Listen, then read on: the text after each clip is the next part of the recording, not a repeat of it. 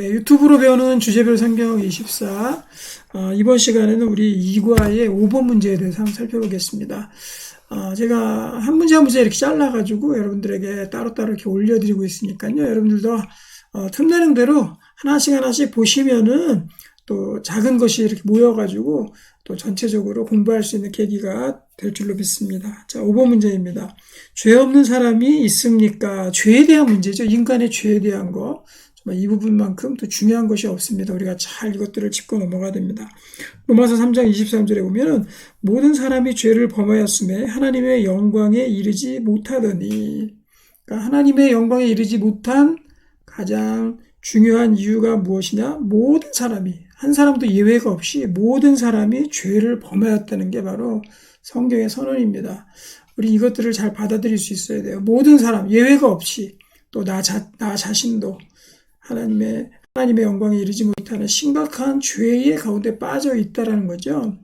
그것으로부터 우리가 예수 그리스도를 영접하고 구원에 이르는 그 길이 열리게 되는 것이고, 또 예수님이 이 땅에 오신 이유이기도 합니다.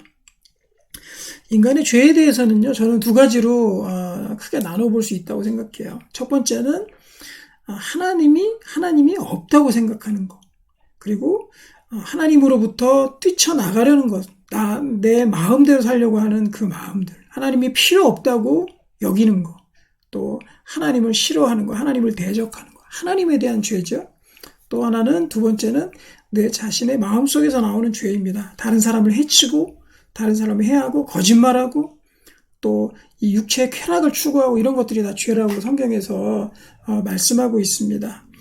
그런데 저는 이 첫 번째, 이제 하나님에 대한 죄에 대해서 오늘 좀 살펴보기를 원하는데요. 우리 인간에게 있어서 심리학적 용어죠. 확증 편향이라는 말이 있습니다. 확증 편향. confirmation bias라는 건데요. 확증 편향이라는 건 뭡니까? 자기가 확신하고 자기가 유리한 쪽으로 해석하는 거죠. 그것만 보고 그것만 생각하고 그런 방향으로 내가 결정을 내리는 거죠. 그게 확증 편향이라 그래요. 그런데 저는 확증 편향에 유일한 예외가 있다고 생각합니다. 인간은 모두 다 확증 편향적인 성향을 갖고 있어요. 자기가 원하는 거, 또 자기가 해야만 하는 쪽으로 해석하려고 그러고요. 자기가 하는 쪽으로만 생각하려고 그러고요. 또 투자 부분에 있어서도 이런 부분들은 굉장히 많이 사용이 됩니다. 그래서 자기가 투자한 기업이 잘 될 거라는 그런 자기 확신에 빠져 있죠. 그래서 그럴 때는요, 옆에서 누가 뭐라 그래도 그것들이 잘 보이지가 않아요. 그리고 내 마음대로 생각하는 그런 부분들이 분명히 있습니다. 그러면 우리가 이 확증 편향이라는 꼭 용어를 사용 안 하더라도요, 사람은 당연히 자기가 좋은 쪽으로 생각하기를 원합니다. 그러면 우리가 이 인생을 살아가는 데 있어서 우리가 사는 게 좋습니까? 죽는 게 좋습니까? 당연히 사는 게 좋죠. 그래서 우리가 이렇게 살아가고 있잖아요. 행복하게 살기를 원합니다. 그런데 우리 불신자들에게 있어서, 하나님 믿지 아니하는 자들에게 있어서 바로 우리 죽은 이후에 부활이 있습니다. 또 영생이 있습니다라고 그렇게 이야기하면요, 펄쩍 뜁니다. 그런 게 어디냐고. 절대 있으면 안 된다고. 무슨 하나님이 있냐고. 우리에게 있어서 하나님이 있는 게 좋습니까? 없는 게 좋습니까? 당연히 하나님이 계셔야 되죠. 우리 혼자 힘으로 살아갈 수가 없어요. 우리는 100년도 안 되는 그런 삶을 살다가 죽게 됩니다. 그렇기 때문에 우리가 하나님과 함께 살아야 되고, 그리고 또 우리가 죽은 이후에 성경에서 분명히 부활이 있다 그러는데, 우리는 부활이 있는 것을 당연히 좋은 것으로 생각하고, 정말 부활이 가정하에 설사 없더라 하더라도 부활이 있었으면 좋겠다, 또 내 영원히 사는 것이 있었으면 좋겠다라고 생각하는 것을, 좋아하는 것을 당연히 여겨야 됩니다. 그런데 우리 인간은 어떠냐면, 바로 하나님의 이 영생과 부활이 있음에도 불구하고 하나님을 거부하고 하나님 믿지 아니한 사람들은요, 영생 부활 얘기만 나오면 굉장히 싫어합니다. 그것에도 무슨 영생이 있고 부활이 있냐. 그럼 제가 되묻고 싶죠. 그러면 그렇게 빨리 죽고 싶습니까? 죽으면 끝이고 싶습니까? 우리가 더 행복하게 오래 살고 싶지 않습니까? 이렇게 물을 수 있거든요. 그런데도 불구하고 사람들은 어떻습니까? 하나님이 믿는 것을 싫어합니다. 하나님이 있는 것을 싫어합니다. 또 하나님이 나를 인도하고 나를 보호하는 거, 그거 얼마나 좋은 겁니까? 그런데 그걸 싫어해요. 근본적으로 싫어해요. 그리고 영생과 부활 절대적으로 싫어합니다. 그래서 예수님을 십자가에 못 박혀 죽이게 한 거죠. 그래서 우리가 다른 것들은 내 좋은 쪽으로 생각하고 내 유리한 쪽으로 생각하는데 꼭 영생 부활만 얘기하면 거기에 대해서 반기를 든단 말이에요. 거기에 분명히 뭐가 끼어 있는 거예요? 바로 바이어스가 끼어 있는 거예요. 그 죄라는 바이어스가 거기에 끼어 있는 거죠. 그게 죄의 근본적인 우리의 죄입니다. 모든 사람이 죄에 빠진 근본적인 죄가 거기에 들어가 있어요. 하나님을 대적하고 하나님을 싫어하고 내 마음대로 살려고 하는 사탄의 그러한 그 하나님으로부터의 반항이 우리와 죄인과 함께 있는 겁니다. 거기서 해방시켜준 게 바로 예수님의 보혈이죠.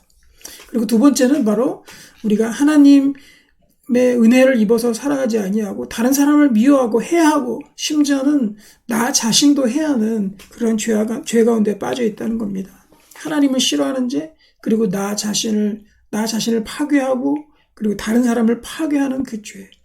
모든 사람이 죄 가운데 빠져 있습니다. 우리가 처음부터 나면서부터 하나님을 알고 하나님에 대한 독실한 믿음을 가지고 태어났습니까? 아니에요. 그 중간 하나님의 은혜로 우리가 건짐을 받고 믿음이 생긴 거라고요.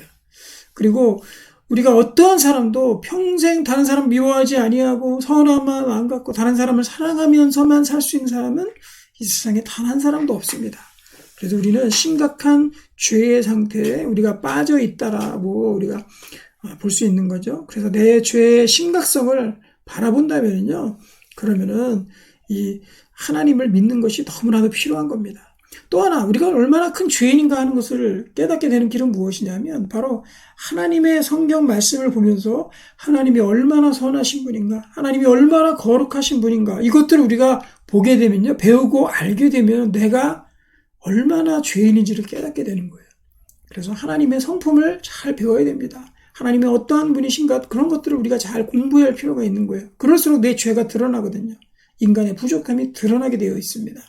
그러므로 인해서 내가 정말 깨끗한 사람이 되어야 되겠구나, 이 죄로부터 벗어나야 되겠구나 하는 필요성을 알게 되고, 그로 인해서 예수 그리스도를 믿는 믿음이 생기고, 그리고 내가 더욱더 하나님과 함께 살아가는 그 일 가운데 나가게 되는 것입니다. 모든 사람이 죄를 범한 이 시대 가운데 우리가 예수 그리스도를 통해서 우리의 죄가 정말 주홍 같은 우리의 죄가 흰눈같이 그렇게 깨끗하게 되는 우리의 모습들로 거듭나게 되기를 소망합니다. 수고하셨습니다.